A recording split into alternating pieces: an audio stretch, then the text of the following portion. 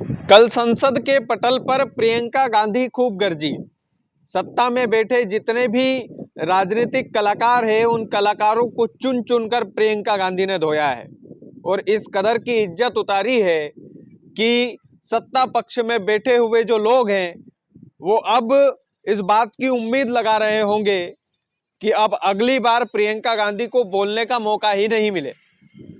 दरअसल शिवराज सिंह चौहान जो देश के कृषि मंत्री हैं उनको भी भरी संसद के मंच से प्रियंका गांधी ने जो धोया है, प्रियंका गांधी ने उनकी जो इज्जत उतारी है वो देखने लायक थी। सबसे पहले आपको प्रियंका गांधी का वो वीडियो दिखाते हैं जिसमें कृषि मंत्री साहब को इनडायरेक्ट तरीके से देश के किसानों की जो वर्तमान हालत है वो दिखाते हुए प्रियंका गांधी ने लपेटा है।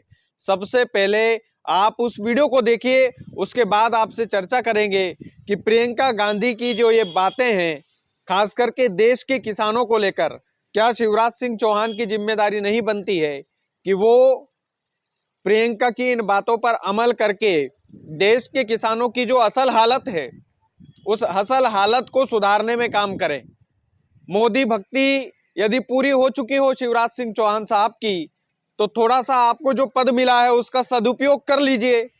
जो विपक्ष के नेता हैं जिसने आपको आईना दिखाया है उस विपक्ष के नेता का नाम है प्रियंका गांधी। और प्रियंका गांधी का सबसे पहले भाषण सुनिए ताकि आप लोगों को भी समझ में आए कि संसद के पटल पर अब देश के किसान की बात होने लगी है। मजबूत विपक्ष यदि हम बनाते हैं तो मजबूत विपक्ष किस तरीके से हमारी आवाज को बुलंद करता है, उस आवाज को सबसे पहले देश के किसानों को सुनना चाहिए और जो लोग अन्न का दाना खाते हो वो भी सुनिए, क्योंकि ये बात किसानों के हक में है और ये बात कृषि मंत्री शिवराज सिंह चौहान पर भी लागू होती है। तो सबसे पहले वो भाषण सुनिए। कृषि के कानून भी बड़े बड़े उद्योगपतियों के लिए बन रहे हैं। सही एमएसपी को छोड़िए, डीएपी तक नहीं मिल रहा है।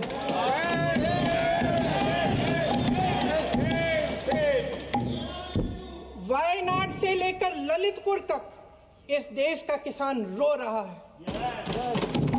आपदा आती है तो उसको कोई राहत नहीं मिलती। भगवान भरोसे है आज इस देश का किसान, उसको छोड़ दिया गया है। आज हिमाचल में देखिए जितने भी कानून बने हैं वो सब बड़े बड़े उद्योगपतियों के लिए बन रहे हैं। हिमाचल में जो सेब उगता था उसके जो छोटे छोटे किसान हैं वह रो रहे हैं क्योंकि एक व्यक्ति के लिए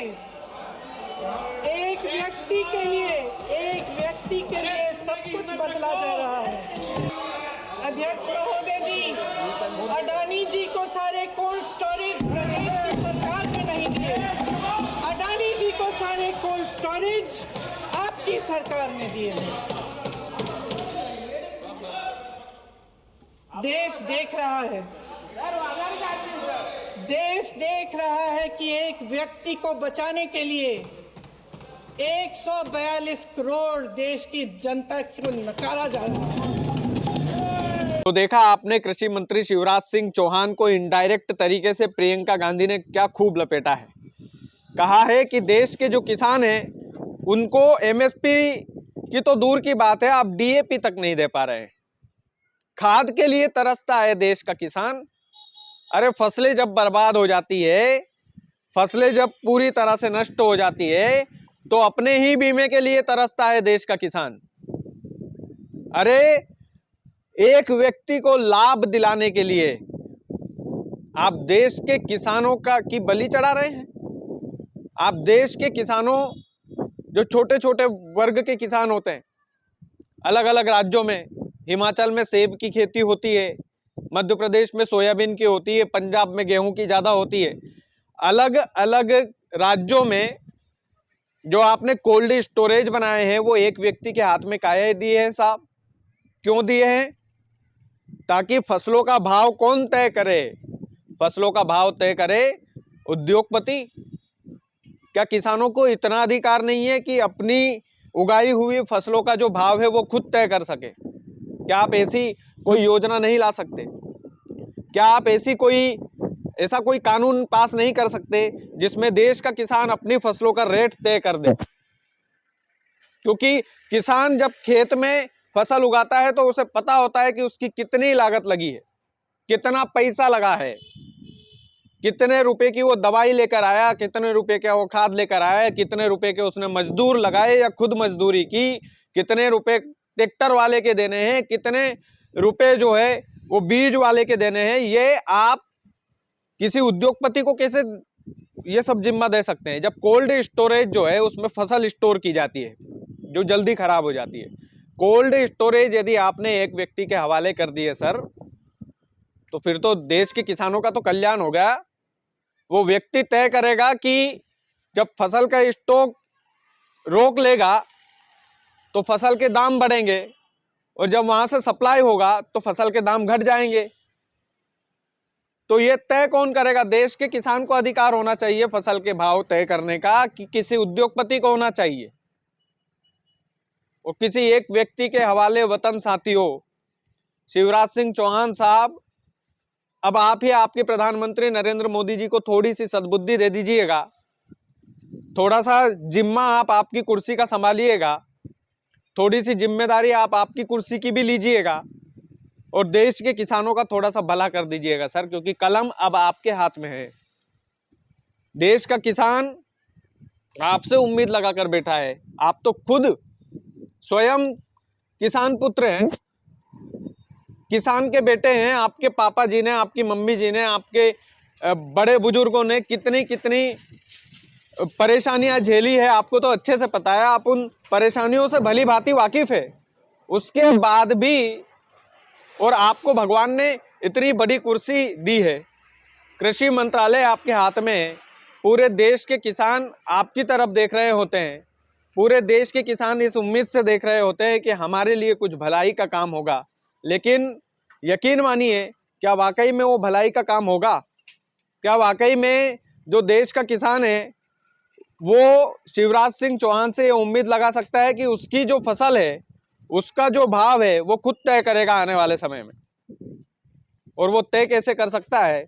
वो इसी तरीके से कर सकता है, यदि आप कोल्ड स्टोरेज ही किसी एक उद्योगपति के हाथ में दे देंगे तो फिर वो उद्योगपति ही तय करेगा किसानों की फसल का भाव कब बढ़ेगा और कब घटेगा। ये आपको अच्छे से पता है। और प्रियंका गांधी ने भरी संसद में ये हुंकार भरी है कि जो कृषि विभाग है उसमें किसानों के साथ किसी एक उद्योगपति को बड़ा प्रोजेक्ट देकर के किसानों के साथ छलावा किया जा रहा है। और ये जो छलावा है, ये कोई एक व्यक्ति ही रोक सकता है, और वो व्यक्ति है देश के कृषि मंत्री, क्योंकि कृषि मंत्रालय तो उन्हीं के हाथ में है। आप लड़ाई लड़ लीजिए अपने बड़े नेताओं से, क्योंकि आप किसान के बेटे हैं। आप लड़ाई लड़ लीजिए अपने आका नरेंद्र मोदी जी से, क्योंकि आप किसान के बेटे हैं।